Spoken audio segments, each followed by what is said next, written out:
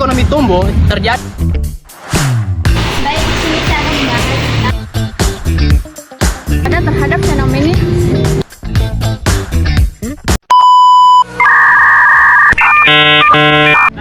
Baik, di sini kami akan membahas topik krusial dalam pembangunan, yaitu pertumbuhan ekonomi dan perubahan struktur. Secara sederhana, pertumbuhan ekonomi adalah proses peningkatan kapasitas produksi suatu negara yang menghasilkan kenaikan pendapatan nasional real dalam jangka panjang.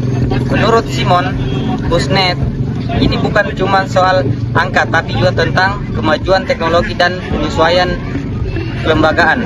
Bagaimana kita mengukurnya? Ada 3 indikator utama. Pertama ada PDB, yaitu produk domestik bruto, yang menghitung total output di dalam negeri kita. Yang kedua ada PNB, produk nasional bruto, yang melihat pendapatan berdasarkan kewarganegaraan.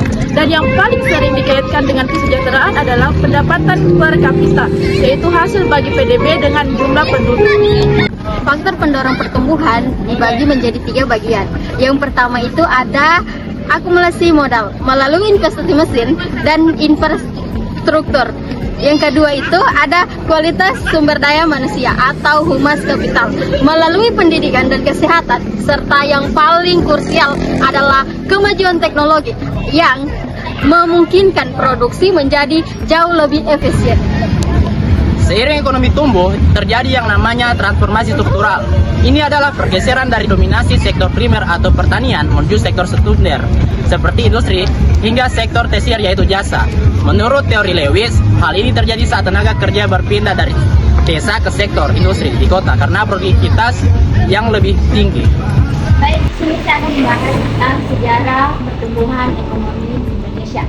Indonesia punya sejarah panjang mulai dari era kolonial yang ekstraktif, masa Orde Baru dengan pertumbuhan tingginya, hingga hantaman krisis 1998, di mana ekonomi kita sempat anjlok ke minus 13%. Kini di era sekarang, fokus kita beralih ke pembangunan infrastruktur masif dan digitalisasi ekonomi untuk menjaga resiliensi. Sebagai penduduk, pertumbuhan dan perubahan struktur itu saling berkaitan erat. Pertumbuhan meningkatkan pendapatan yang kemudian mengubah pola konsumsi masyarakat. Saran kami, pemerintah harus waspada terhadap fenomena deindustrialisasi dini. Kita perlu terus meningkatkan kualitas pendidikan vokasi agar bonus demografi Indonesia tahun 2030 tidak terbuang sia-sia. Sekian dari kelompok kami, semoga bermanfaat. I just had to let you know you're